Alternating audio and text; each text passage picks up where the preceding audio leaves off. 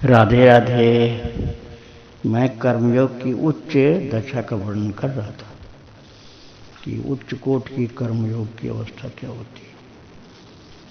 तो यज्ञ के लिए कर्म हो जाता, मैं ये बता रहा था। और वह यज्ञ ऐसा होता है ना कि जिसमें सब कुछ भगवान का ही स्वरूप हो जाता है, अर्थात कर्म भी भगवान का स्वरूप हो जाता है।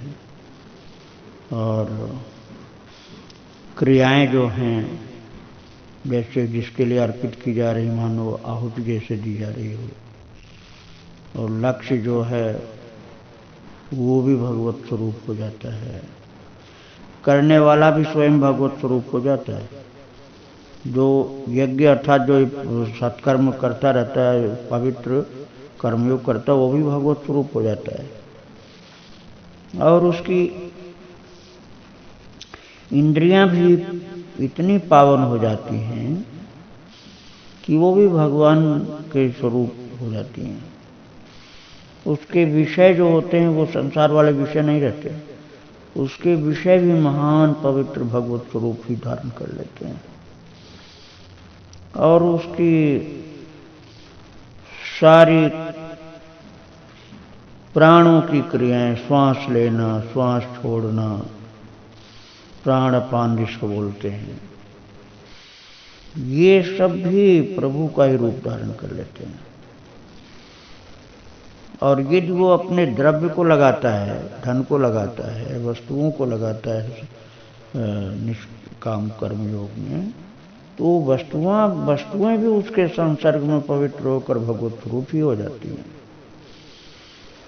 और उसका जीवन ही भगवत स्वरूप हो जाता है। उसके सारे कर्म बड़े बड़े यज्ञ से भी श्रेष्ठ होते हैं। चाहे भली अग्नि उसमें जलती न दिखलाई पड़े, हवन करते न दिखलाई पड़े, लेकिन उसके प्राण, उसकी क्रियाएं, उसकी सांस, उसका जीवन, उसका संकल्प, उसका प्रेरणा, सब कुछ भगवान का ही उद्धारण कर लेता है। इसलिए वो बहुत ही महान हो जाता है। श्री राधे राधे राधे राधे।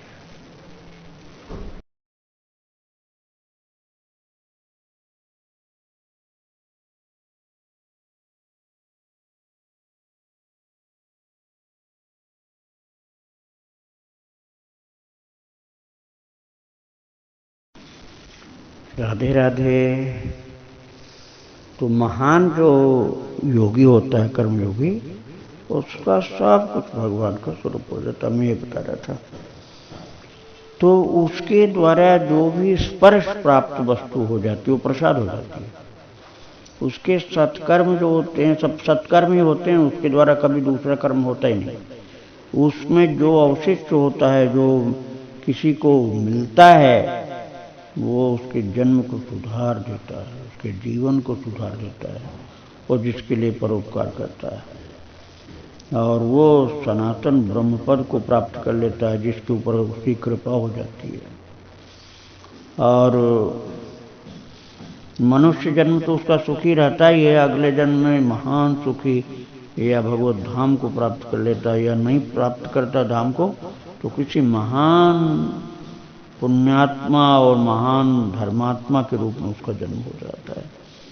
योग कर्मयोगी की संगत प्राप्त करके, उसकी संसर्ग में उसका प्रसाद प्राप्त करके, और बहुत धर्म शास्त्रों में, वेदों में, भक्ति के ग्रंथों में ऐसे कर्मयोगी की महिमा गाई गई है।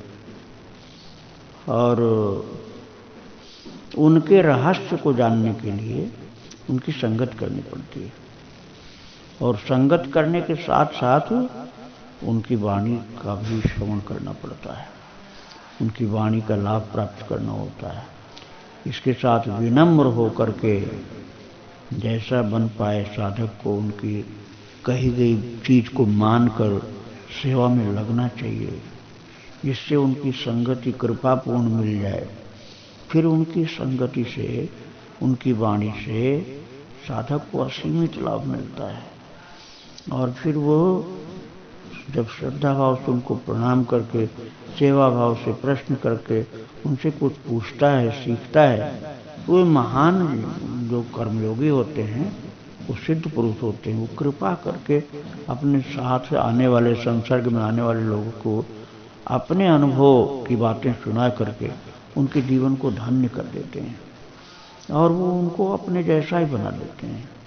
इसलिए उनकी एक परंपरा चल पड़ती है महापुरुषों की, और वो कर्मयोगी जगत को तारने वाले होते हैं। उनके चरणों में बारंबार प्रणाम किया जाता है। श्री राधे राधे, जय श्री राधे।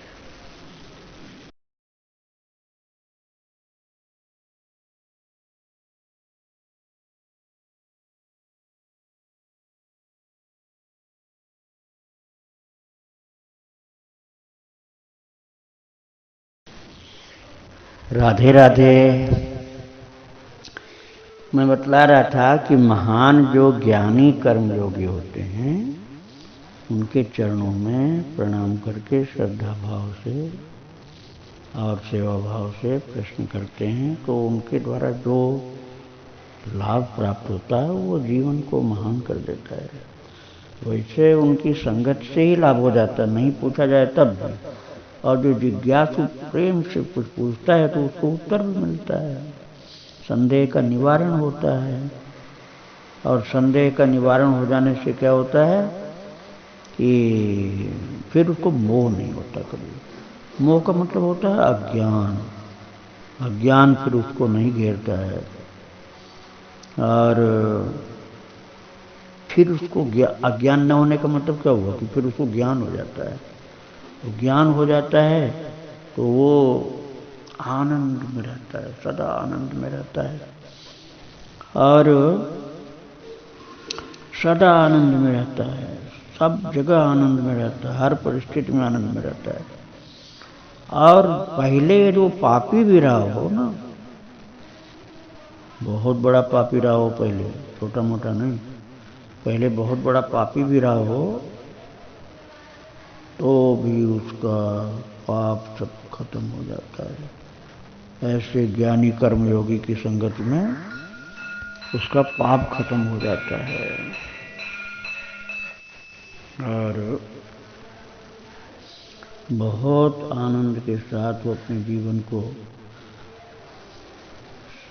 कर्मयोगमय बना देता है, और एकदम प्रेम विभोर रहता है। कभी भी उसको दुख, मानसिक दुख नहीं होता है। शारीरिक दुख तो प्रारब्ध के होते हैं, लेकिन उसका मन उससे दुष्प्रभावित नहीं होता है।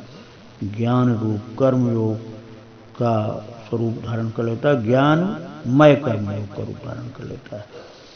तो ऐसे ज्ञानी कर्मयोगी की संगत में जाने पर ये बहुत बड़ा लाभ उसको मिल जाता है, और फिर तो वो सारा विश्व जो है उसको बंधन कारक नहीं लगता, भगवत स्वरूप दिखता है, और कभी भी विषाद को नहीं प्राप्त होता है। श्री राधे राधे, जय श्री राधे।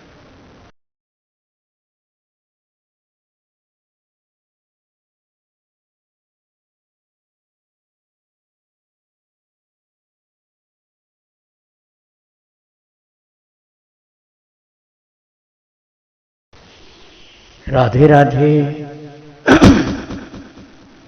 मैं बतला रहा था कि ज्ञानी कर्मयोगी की शरण में जाने पर, सेवा भाव से पूछने पर, विधिवत दंडवत प्रणाम आदि करने पर ऐसा ज्ञान वो देते हैं कि मोह खत्म हो जाता है, ज्ञान खत्म हो जाता है। ये बात मैं बता रहा था। और मैंने ये भी बताया कि पाप सब खत्म हो जाते हैं। अब ये मन में बात आ सकती है कि पाप कैसे खत्म हो जाएंगे ज्ञान होने से? पाप तो का शरीर से किए गए, मन से किए गए, ज्ञान होने से पाप कैसे खत्म हो जाएंगे? ये मन में बात आ सकती है। तो उसको ऐसे समझो जैसे रुई का ढेर हो, और ईंधन, लकड़ी, तमाम कूड़ा कचरा, रुई और बहुत सारे ये ज्वलनशील पदार्थ जो होते हैं, सबका ढेर लगा हो, और बहुत दिन तक इकट्ठा किया हो, थोड़ा नहीं बहुत ज़्यादा हो, और क्यों ही उसमें फिर एक तीव्र अग्नि का संचार कर दे।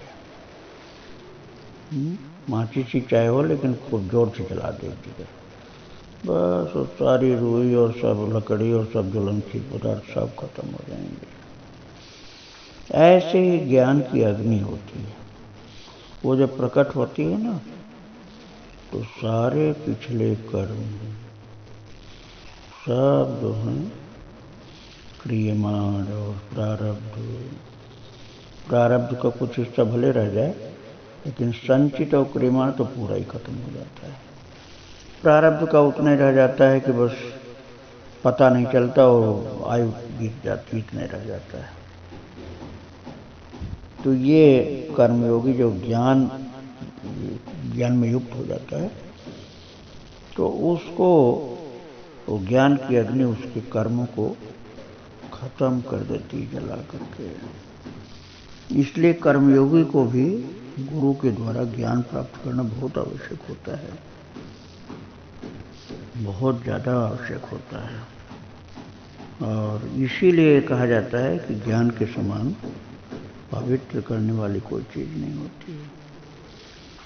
ज्ञान, अब ये समझो जैसे कोई भूला हो, अपने को भूला हो, अपना परिचय भूला हो, अपनी आइडेंटिटी एकदम भूल गए हो, किसके बेटा है, माँ बाप कौन है, ये सब बिल्कुल भूल गए हो, तो वो उसके लिए कोई रास्ता ही नहीं है। वो तो पूरी जिंदगी भटकता रहेगा, पूरे संसार में भटकता रहेगा।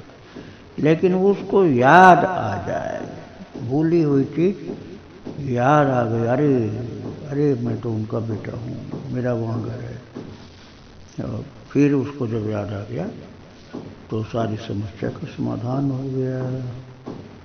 राधे राधे।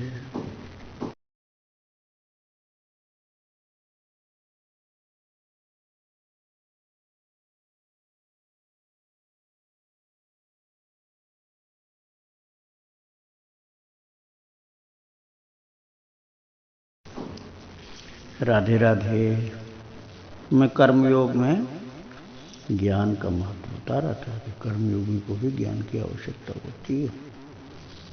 अब मैंने ये बतलाया था कि जैसे कोई विस्मरण में चला गया, विस्मृति हो गई, तो अब बेचारा सारी ताकत उसकी बेकार चली जाती, क्योंकि वो समझता ही नहीं है कि वो कौन है, कहाँ जाना है, क्या करना है, कौन उसके अपने, कौन पराया है, कुछ नहीं जानता।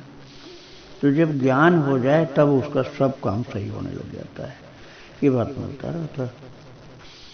तो अब बस ये समझने की बात है कि ज्ञान ये होता किसको है। हर किसी को थोड़ा ज्ञान हो जाता है। ज्ञान उसको होता है जो श्रद्धावान हो।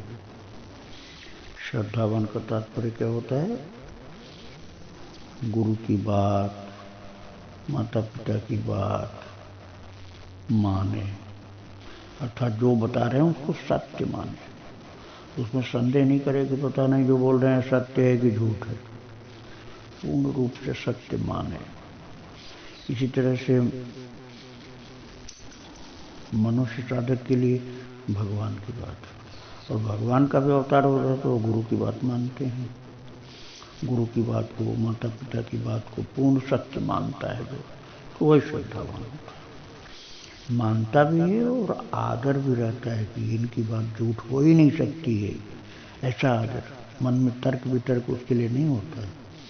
इसी को श्रद्धा बोलते हैं। ऐसा जो श्रद्धावान होता है उसको ज्ञान की प्राप्ति हो जाती है। अपने आप श्रद्धावान के पास ज्ञान चल करके आ जाता है, उसके अंदर दिल दिमाग में बैठ जाता है। एक तो ये श्रद्धा वाली बात है। दूसरी बात ये है कि फिर वो अपने इंद्रियों को, अर्थात जीव को, कान को, नासिका को, समस्त ज्ञानेंद्रियां, कर्मेंद्रियां, इन सब को वो कंट्रोल में रखे। ऐसा नहीं जो मन में आए सो खावे, जो मन में आए सो देखे, जो मन में आए सो हाथ से करे, पैर से करे, जो मन में आए सो सुने, ऐसा नहीं। संयम में अपनी इंद्रियों को रखे। श्रद्धा भी हो, संयम भी हो।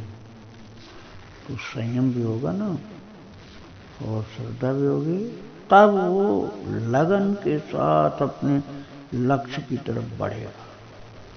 और जब लक्ष्य की तरफ लगन से बढ़ेगा तो महाराज फिर उसको निश्चित ही ज्ञान की प्राप्ति हो जाएगी। श्रद्धा गुरु के प्रति, लगन अपनी ओर से, और इंद्रियों का संपूर्ण संयम, ये निश्चित ही लक्ष्य की प्राप्ति करा देता है। और ज़्यादा टाइम नहीं लगता, जल्दी प्राप्ति हो जाती है। तो उससे क्या होता है कि उस व्यक्ति की सारी अशांति का नाश हो जाता है। पूर्ण एकदम उत्तम कोटि की शांति का लाभ प्राप्त हो जाता है। श्री राधे राधे।